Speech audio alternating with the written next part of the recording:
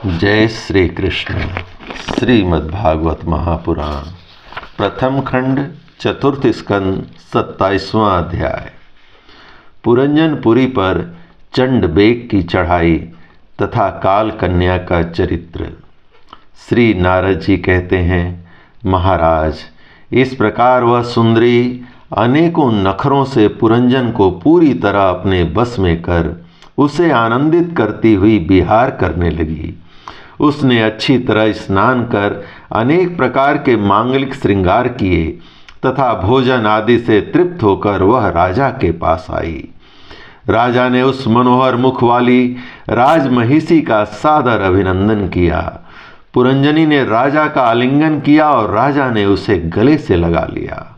फिर एकांत में मन के अनुकूल रहस्य की बातें करते हुए वह ऐसा मोहित हो गया कि उस कामनी में ही चित्त लगा रहने के कारण उसे दिन रात के भेद से निरंतर बीतते हुए काल की दुस्तर गति का कुछ भी पता न चला।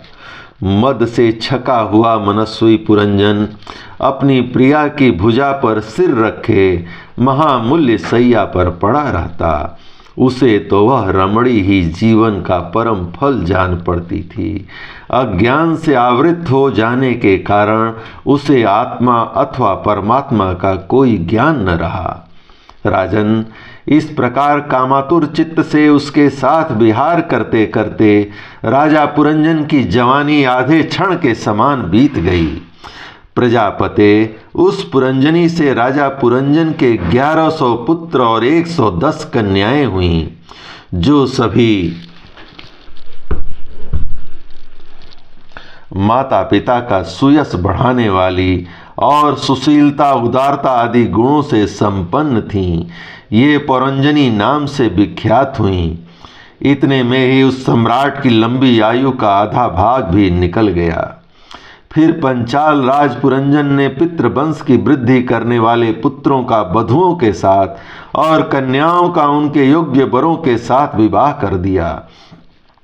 पुत्रों में से प्रत्येक के 100-100 पुत्र हुए। उनसे वृद्धि को प्राप्त होकर पुरंजन का वंश सारे पंचाल देश में फैल गया।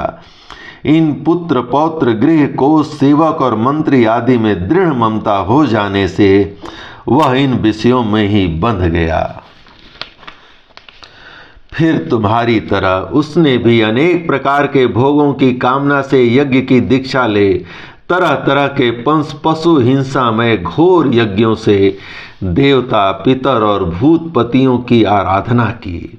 इस प्रकार वह जीवन भर आत्मा का कल्याण करने वाले कर्मों की ओर से असावधान और कुटुंब पालन में व्यस्त रहा। अंत में वृद्धावस्था का वह समय आ पहुंचा जो स्त्री लंपट पुरुषों को बड़ा अप्रिय होता है। राजन, चंडबेग नाम का एक गंधर्व राज है। उसके अधीन 360 महाबलवान गंधर्व रहते हैं। उसके साथ मिथुन भाव से स्थित कृष्ण और शुक्ल वर्ण की उतनी ही गंधर्वियां भी हैं। ये बारी बारी से चक्कर लगाकर भोग विलास की सामग्रियों से भरी पूरी नगरी को लूटती रहती हैं। गंधर्व राज चंडबेग के उन अनुचरों ने जब राजा पुरंजन का नगर लूटना आरंभ किया तब उन्हें 5 फन के सर्प प्रजागर ने रोका।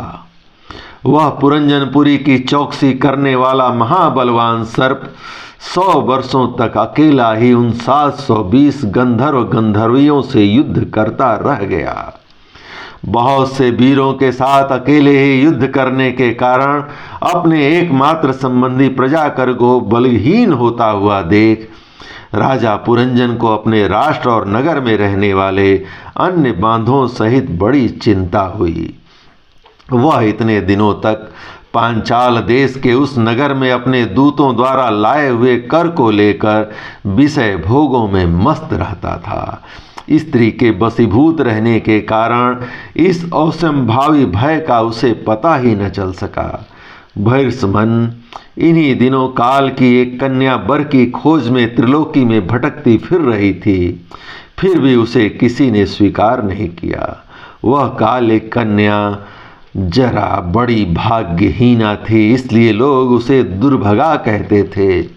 एक बार राजर्षि पुरु ने पिता को अपना यौवन देने के लिए अपनी ही इच्छा से उसे वर लिया था।